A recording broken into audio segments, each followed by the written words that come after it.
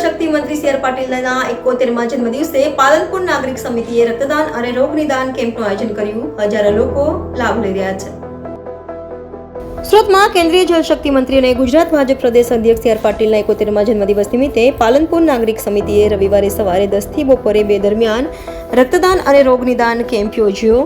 કેમ્પમાં MD physician, કાનગળા, બાળરોગ, હાડકાં અને આંખની તપાસ શાયુ અને લાઇફલાઇન હોસ્પિટલ દ્વારા થઈ રહી છે.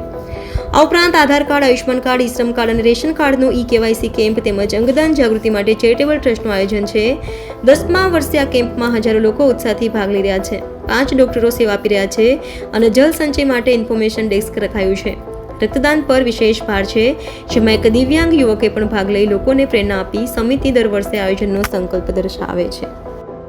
મારું નામ નેન્સી શાહ છે, કોર્પોરેટર વોર્ડ નંબર 9 આરોગ્ય સમિતિ ચેરમેન.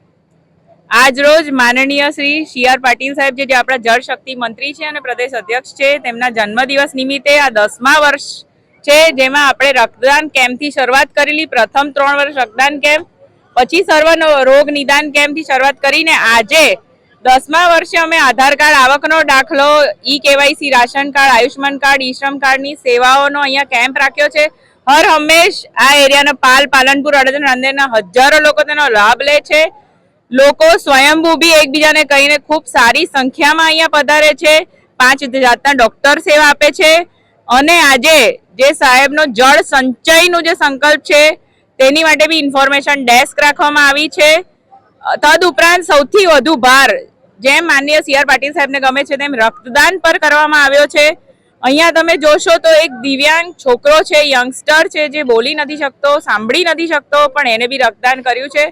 તો ખૂબ સારી રીતે, ખૂબ ઉત્સાહથી લોકો આ કેમ્પમાં ભાગ લે છે. એટલે અમે દર વર્ષે આને આયોજિત કરીએ છીએ અને આયોજન કરવાની ઈચ્છા થાય એવો લોકોનો ઉત્સાહ હોય છે. કઈ જગ્યા પર શું કાર્યક્રમ રાખવામાં આવ્યો તાપી નમસ્તે ઉદ્યમ દ્વારા?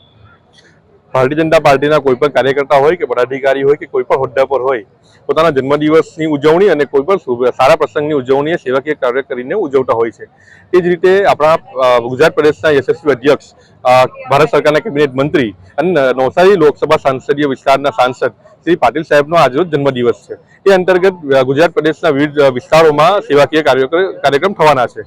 એ અંતર્ગત આજરોજ તાપી નમસ્તે પરિવાર દ્વારા ગામખડી વિસ્તારમાં, રાંદેર વિસ્તારમાં ગામખડી મેદાન પર એક સેવાકીય કાર્યક્રમ કરી રહ્યા છે. આ કાર્યક્રમમાં રક્તદાન શિબિર છે, free medical health checkup camp છે, વિનામૂલ્યે આંખોની તપાસ, વિનામૂલ્યે મોતિયાના ઓપરેશન રજીસ્ટ્રેશન, એ સાથે વિવિધ કાર્યક્રમો થવાના છે સેવાકીય. આ સાથે ટીબીના દર્દીઓને વિનામૂલ્યે પોષણયુક્ત આહારોની કીટ વિતરણ કરવાના છે.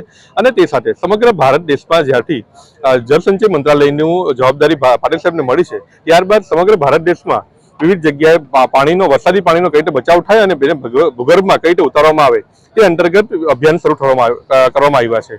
એ અંતર્ગત આજ રોજ વોર્ડ નંબર 9 વિસ્તારના 100 થી વધુ સોસાયટીઓ ના પ્રમુખો દ્વારા પાણીને બચાવ કરવા માટે અને વરસાદી પાણીને ભૂગર્ભમાં ઉતારવા માટેનો શપથ લેવામાં આવશે.